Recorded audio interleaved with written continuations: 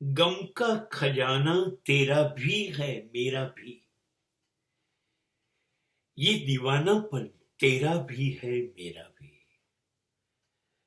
મારી જિંદગીમાં જે કોઈ મિત્રો છે એને હું કહું છું કે તું પણ દુઃખી છું ને હું પણ દુઃખી છું.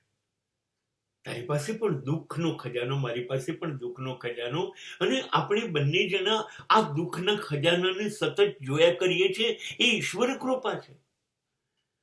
અને આટલા દુઃખના ખજાનાને આપણે બે જણા સતત જોયા કરીએ છીએ, દુઃખી નથી થતા, આનંદ માણીએ છીએ.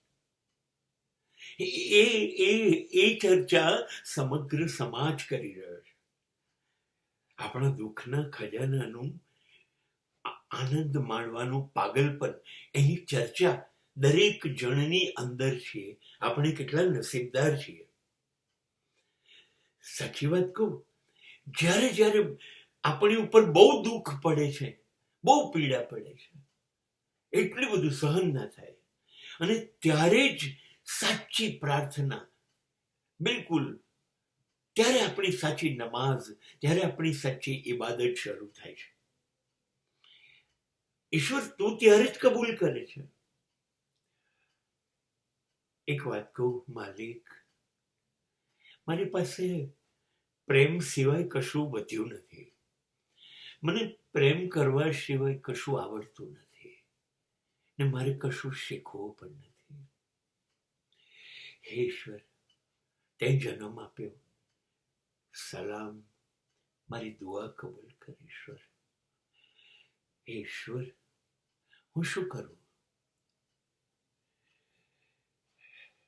મારા કર્મો વિશે પૂછતો નહીં. અને તારી પાસે આવવા તૈયારી કરી રહ્યો છું. સભાન છું, તારો દીકરો છું. મારી પાસે કંઈ છે નહીં તને આપવા માટે પ્રેમ સિવાય, ને મેં દુનિયામાં પ્રેમ સિવાય કશું વેચ્યું નથી. હવે તારી પાસે આવીને ઉભો રહીશ ને તું પૂછીશ તે શું કર્યું, તો હું શું જવાબ આપીશ? મારી પાસે તો કંઈ હતું જ નહીં. મારો હિસાબ ના માંગતો. હું તને કહી દઉં, મેં દુઃખ મારું ભોગવ્યું છે, અને લોકોનું દુઃખ જોઈને પણ હું દુઃખી થયો છું.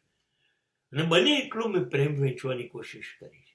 જો આ ગુનો હોય તો એ નોંધી લેજે, અને તું જે કહીશ એ સજા હું એ જ વખતે ભોગવી લઈશ, કોઈ દલીલ વગર.